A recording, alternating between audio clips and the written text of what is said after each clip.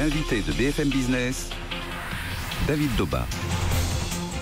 Et notre invité donc durant une vingtaine de minutes aujourd'hui sur BFM Business est Amara Benyounès, porte-parole d'Abdelaziz Bouteflika, également ministre algérien du développement industriel et secrétaire donc général du parti MPA, votre parti. On va commencer, si vous voulez bien, monsieur le ministre, par les élections algériennes. Première question évidemment, très attendue, vous me la pardonnerez, mais elle est légitime. On sait que le Conseil constitutionnel, c'est généralement votre réponse, s'est penché sur l'état de santé d'Abdelaziz Bouteflika, Conseil constitutionnel qui a donc validé le fait qu'il puisse diriger l'Algérie. Tout de même, les observateurs ont pu le voir ces dernières heures, ces derniers jours, en tout cas à la télévision. Certains l'ont trouvé extrêmement affaibli. Comment va-t-il ? Non, vous savez, le problème de l'état de santé du président, la question de fond qui se pose, est-ce que son état s'améliore ou s'aggrave? C'est ça la véritable question. Depuis qu'il est revenu de France, de son hospitalisation en France, son état de santé s'améliore d'une manière régulière et d'une manière permanente. Et les Algériens le voient et tout le monde le voit. Il est passé avant-hier à la télé. Oui, justement, certains l'ont trouvé assez peu audible. Non, sa voix s'est beaucoup améliorée par rapport à ce qu'elle était. Son état de santé s'est amélioré. On voit que c'est, si vous voulez, ce qui serait inquiétant, c'est que si son état de santé s'aggravait, tout le monde est unanime pour dire, peut-être pour certains, c'est pas encore suffisant, mais son état de santé s'améliore d'une manière permanente et d'une manière régulière. Et puis, je l'ai dit, je le répète, j'aime bien cette phrase, il va pas gérer l'Algérie avec ses pieds, mais avec sa tête. Ce que vous disiez à la sortie d'un conseil des ministres, du premier conseil des ministres. Et sa tête fonctionne très bien. Sa tête fonctionne très bien. Il gère l'Algérie.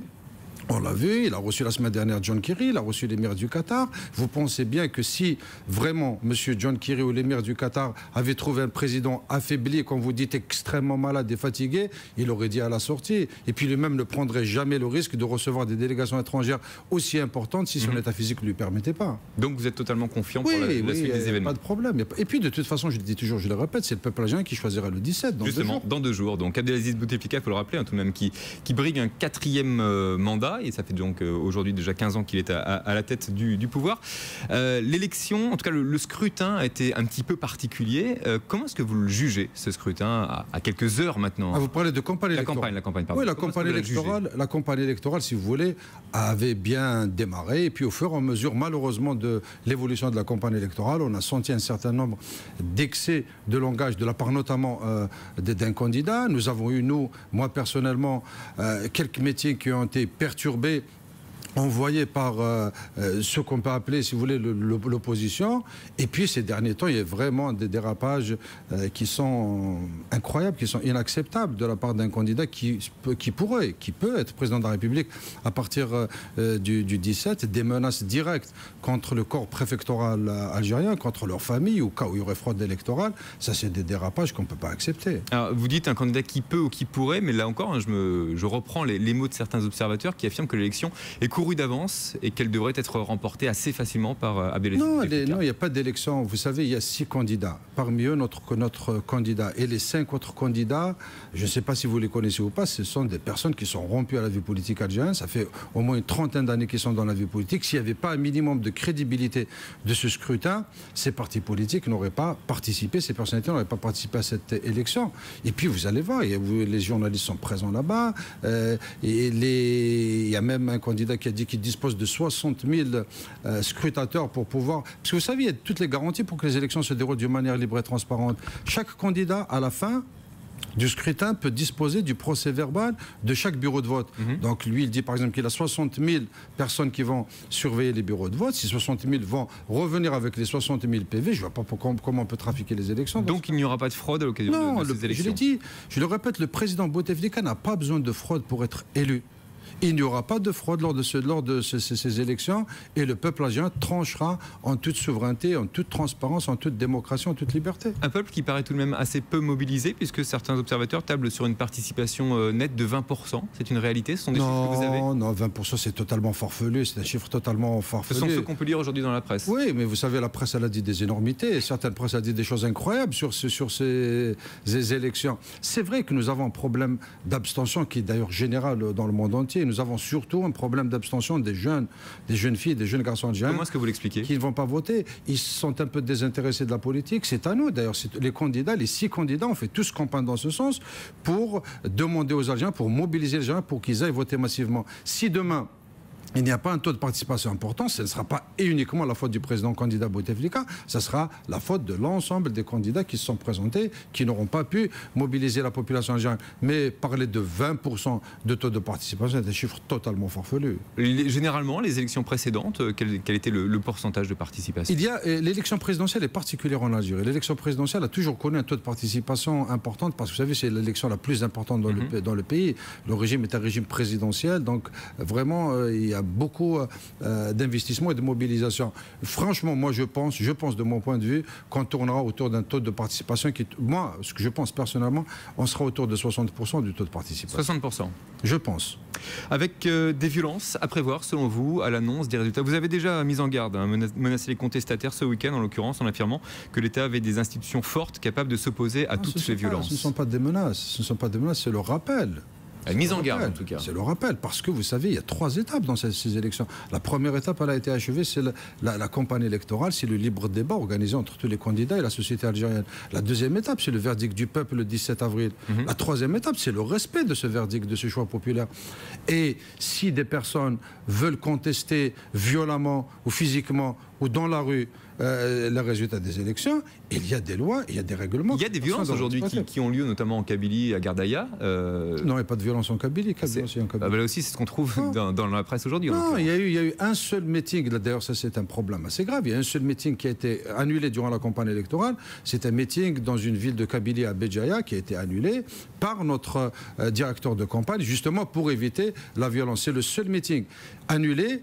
Et c'est notre meeting qui a été annulé. Alors imaginez-vous un seul instant que ce soit vraiment nous, les représentants du candidat Bouteflika, qui avons perturbé d'autres meetings. On aurait été taxés de tous les noms d'oiseaux. Et nous avons été victimes de ces perturbations.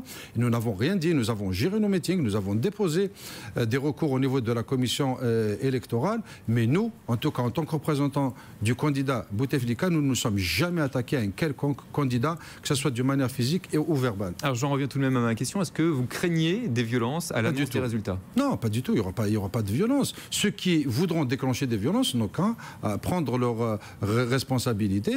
Les lois de la République s'appliqueront le lendemain de l'élection comme elles s'appliquent durant toute l'année. Nous en présent au programme, si vous le voulez bien, l'un des principaux problèmes de l'Algérie, et on pourrait dire de la France également, c'est le taux de chômage.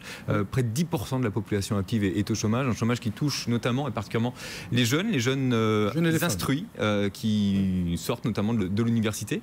Que propose Abdelaziz Bouteflika pour tenter de contrer ce problème? Il faut d'abord voir que quand M. Bouteflika est arrivé, le taux de chômage était aux alentours de 30% en 99. Il est descendu à moins de 10%. C'est encore beaucoup trop élevé parce qu'il touche essentiellement les jeunes, comme vous l'avez dit, et les femmes. Et il touche aussi, parmi les jeunes, il touche des jeunes diplômés. Nous avons un sérieux problème en Algérie sur lequel nous nous sommes penchés ces derniers mois. C'est le problème, si vous voulez, de l'inadéquation entre notre système de formation et la demande sur le marché économique. Nous formons beaucoup trop de gens dans des filières pour lesquelles il n'y a pas de débouché sur le plan économique. Formons par exemple beaucoup de juristes, beaucoup de sociologues, beaucoup de psychologues, beaucoup de littéraires, et nous ne formons pas assez. Donc de la main d'œuvre, par exemple. Oui, nous ne formons pas assez dans les, si vous voulez, dans les matières technologiques où nous avons, par exemple, moi qui suis en charge de la réindustrialisation du pays, on a un sérieux problème de main d'œuvre qualifiée dans beaucoup de filières industrielles algériennes. Et là, nous devons impérativement réadapter notre système de formation pour qu'il soit vraiment en adéquation totale avec notre modèle économique. Ça fait partie des projets concret du programme? Bien sûr. Président sortant. Non, bien sûr. Vous savez, moi je l'ai dit souvent, le prochain mandat, ça sera surtout un mandat économique. Et dans le mandat économique, comme vous l'avez dit tout à l'heure, le vrai défi que nous devons relever, c'est vraiment nous attaquer à ce fléau du chômage des jeunes, notamment des jeunes diplômés, pour lesquels nous devons impérativement apporter des réponses. L'État algérien a beaucoup dépensé pour former ces jeunes. Vous craignez tout de même qu'aujourd'hui, ces jeunes qui sont au chômage donc, se disent jusqu'à maintenant, alors oui, peut-être le chômage a un peu baissé, mais la situation est difficile pour nous. On sait globalement que c'est le chômage qui met le feu aux poudres dans ce genre de période particulièrement complexe. Vous travaillez dans une chaîne de télévision qui est vraiment économique, donc vous connaissez parfaitement le problème du chômage à travers le monde entier. C'est vraiment le fléau mondial, c'est le défi de tous les gouvernements. Mais est-ce que les jeunes ne se disent pas, voilà, n'empêche que depuis ces 5-6 dernières années... Ils peuvent se dire beaucoup de choses, c'est normal. Non, c'est normal, ils peuvent se dire beaucoup de choses parce que l'attente est importante. Nous n'avons pas, le président l'a dit, nous n'avons pas répondu à l'ensemble des attentes de l'ensemble de la population algérienne. Nous savons qu'il y a des faiblesses, nous savons qu'il y a des insuffisances. Et c'est pour ça que, si vous voulez, notamment par rapport au problème des jeunes, nous avons décidé de lancer une véritable politique de relance économique en matière industrielle, en matière agricole et dans les services, parce qu'il n'y a que la solution économique qui peut régler ce problème. Nous avons par le passé, durant les années 70 ou 80, si vous voulez, on a utilisé ce qu'on appelle le traitement social du chômage. Nous avons été une économie socialiste, une économie administrée. Donc nous avons distribuer des salaires à des gens qui ne travaillaient pas ou des entreprises qui étaient déficitaires, l'État les renflouait. Ça n'a pas beaucoup tenu. Nous savons maintenant qu'il faut absolument qu'il y ait des réponses économiques à ce problème de chômage. On va revenir également à cet excédent commercial qui est en repli de près de 50%, si je ne me trompe pas, 11 milliards en tout cas aujourd'hui, à cause notamment du manque d'importation. C'est une réalité. Enfin, à cause des importations et à cause du manque d'exportation. Oui, aujourd'hui, vous exportez quoi? Des hydrocarbures principalement? À 98%. Vous savez, nous avons deux vrais défis à relever dans l'économie algérienne. Le premier défi, c'est le changement du statut de l'économie. Nous étions dans une économie socialiste, bureaucratique. Vous allez vers une économie de marché aujourd'hui? Bien sûr, pour aller vers une véritable économie sociale de marché. Ça, c'est le vrai défi et nous sommes résolument engagés dans cette voie. Le deuxième défi, c'est celui dont vous parlez, si vous voulez. C'est vraiment passer d'une économie rentière d'hydrocarbures qui dépend à 98% des hydrocarbures vers une économie de production diversifié. Là, c'est le vrai challenge. Et là, ça passe par une véritable politique de réindustrialisation du pays, par une véritable politique de partenariat, notamment avec les grands groupes étrangers. D'ailleurs, nous avons... Il y en a eu avec la France. Il y a eu Lafarge, il y a eu Schneider, il y a eu Renault, évidemment, Sanofi. On y reviendra dans un instant. On a eu beaucoup. Donc, ça veut dire, si vous voulez, sur le plan international, l'Algérie est en train de retrouver sa crédibilité. Parce qu'il ne faut pas quand même oublier une chose importante. C'est un pays qui a été déstabilisé pendant une dizaine d'années. Nous avons vécu 10 années de terrorisme absolu, les années 90. C'est vrai qu'à juste titre, nous parlons, nous souvent, des pertes humaines qui étaient très importantes, probablement autour de 200 000 personnes. Il y a un massacre économique qui a été fait. On a évolué à peu près à 20 milliards de dollars les pertes économiques. Beaucoup d'entreprises, d'industries ont été brûlées par les terroristes. Un frein au développement industriel, au développement agricole. Beaucoup de nos agriculteurs ont quitté leur région pour venir s'installer dans les villes à cause de l'insécurité. Tout le monde maintenant est en train de revenir. Les agriculteurs sont en train de revenir vers la terre. Nous sommes engagés dans une véritable politique de réindustrialisation du pays, mais ce que nous disons... Ça devrait prendre combien de temps selon vous? Justement, ce que nous demandons à ces jeunes impatients qui ont raison de s'impatienter, parce que quand vous êtes un jeune diplômé que vous ne travaillez pas, vous ne pouvez pas attendre éternellement. Nous leur disons il faut patienter. Nous avons lancé un certain nombre d'investissements. Dans les 2-3 prochaines années, ils vont commencer à porter leurs fruits. Nous pensons que dans les prochaines 5 années, nous pouvons vraiment avoir une véritable relance économique avec un taux de croissance qui peut permettre à l'Algérie justement de régler ce problème du chômage. Est-ce que ça n'est tout de même pas trop tard? Parce qu'on sait que donc, vous exportez principalement du gaz, vous nous disiez 98% d'hydrocarbures. Il se trouve que les États-Unis vont être indépendants, énergiquement parlant, avec l'arrivée massive donc, de gaz de schiste sur le marché qui va faire forcément baisser les prix.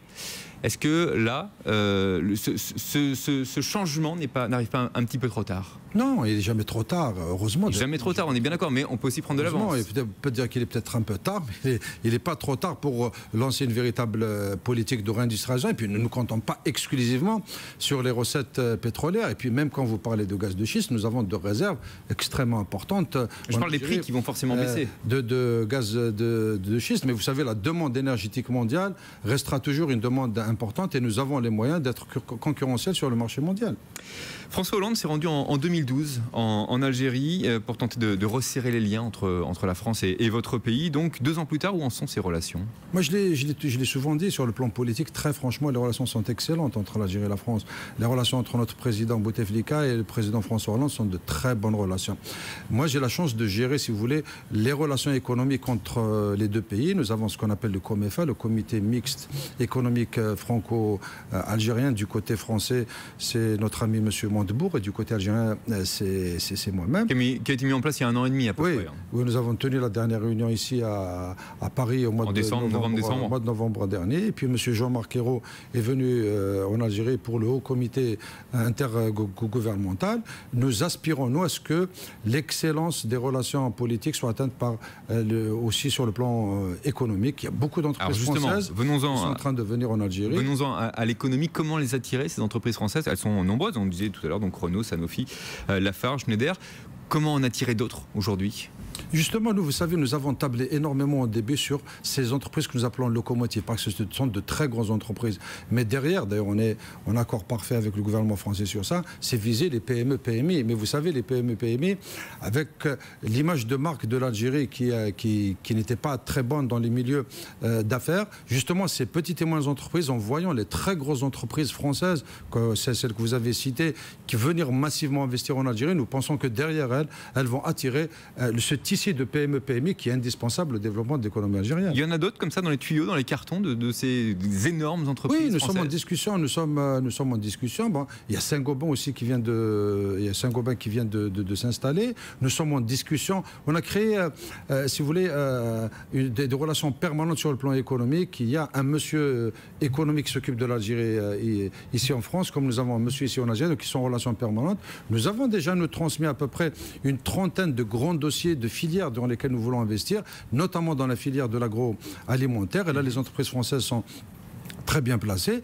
Nous avons aussi beaucoup de contrats avec de grosses entreprises étrangères. On a signé un très grand contrat avec les Chinois, Mercedes. Notamment. Non, avec Mercedes, Daimler pour la fabrication de bus et de cars en Algérie, de véhicules 4x4 et de moteurs. C'est-à-dire que l'image est en train de changer ? Oui, elle a totalement changé. Nous avons signé il y a 3 semaines, un mois, avec General Electric, un énorme contrat de fabrication de turbines à gaz et à vapeur dans la région de Batna. Nous avons signé il y a 3 semaines un gros contrat avec Qatar Steel pour la réalisation d'un grand complexe de sidérurgie à l'est de l'Algérie, à Djidjel. Non, nous sommes en train de venir d'une manière vraiment très franche, sans exagérer, d'une manière forte sur le marché économique mondial, parce que c'est un grand marché, l'Algérie. Et puis, qu'on le veuille ou non, sur le plan politique, c'est devenu, malgré ce que certains disent, le pays le plus stable sur le plan politique. Il y a de l'emploi derrière tout ça, mais il y a également du transfert de technologie. Oui, moi je le dis souvent, nous avons la chance de ne pas avoir un problème d'argent. Nous avons assez de ressources financières pour pouvoir financer nos projets, mais nous manquons effectivement de transfert de technologie et nous manquons de savoir-faire en termes de management. C'est pour ça d'ailleurs que dans nos contrats, dans nos discussions avec les partenaires étrangers, nous leur demandons souvent, pour ne pas dire toujours, qu'ils prennent le management des entreprises que nous créons en partenariat. Outre le fait d'avoir un partenaire local également, qui détient 51%. Si oui, nous sommes, vous savez, nous disons qu'il y a vraiment 3 partenariats que nous sommes en train de privilégier entre le public et le privé algérien, entre le privé et le public avec les étrangers. C'est ce partenariat, ce trépied qui peut permettre vraiment à l'Algérie d'avoir une véritable relance économique. Un mot également de Fagerbrand, parce qu'on l'a appris, on attend la décision du tribunal de commerce de Nanterre, donc la première fortune du pays algérien qui souhaite récupérer cette marque. Vous êtes derrière ce projet, vous le soutenez ? Nous avons discuté plusieurs fois avec mon ami Montebourg de ce problème. J'ai reçu M. Rebrab plusieurs fois sur cette question. La semaine dernière, il y a eu le règlement du problème des marques au niveau de l'Espagne. Et là, aujourd'hui, le tribunal va se prononcer par rapport à l'offre qu'il a faite. Bien sûr, nous encourageons ce genre d'investissement. Est-ce que vous continuez, Amara Benyounès, à estimer que les autorités françaises connaissent mal l'Algérie ? Je ne parle pas, si vous voulez, problème uniquement des autorités. Moi, je dis que le vrai problème qu'il y a actuellement entre l'Algérie et la France, c'est que moi, qui viens régulièrement ici, qui connais un peu la sphère politique, la classe politique et les médias français, moi, je trouve très franchement que l'élite politico-médiatique française ne connaît pas l'Algérie d'aujourd'hui. Pourquoi ?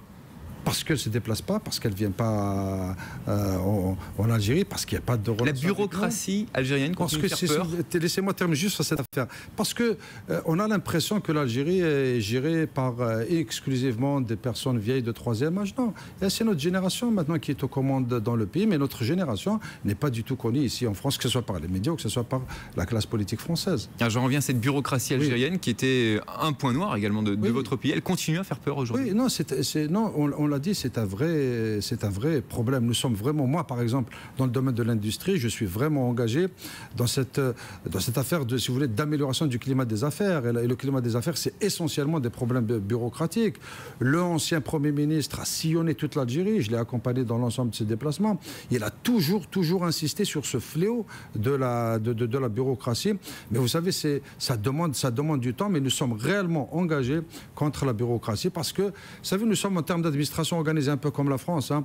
On a le gouvernement, la préfecture, la sous-préfecture et la commune. Et des fois, quand une décision est prise en haut, elle met un certain temps pour arriver. Mais nous sommes réellement engagés pour débureaucratiser le pays. Un dernier mot, si vous le voulez bien. On revient aux élections et en l'occurrence à ces Algériens français qui ont déjà commencé à voter. Quel est le poids des Algériens français dans le poids électoral total? Nous avons à peu près 1 million d'inscrits. Hein.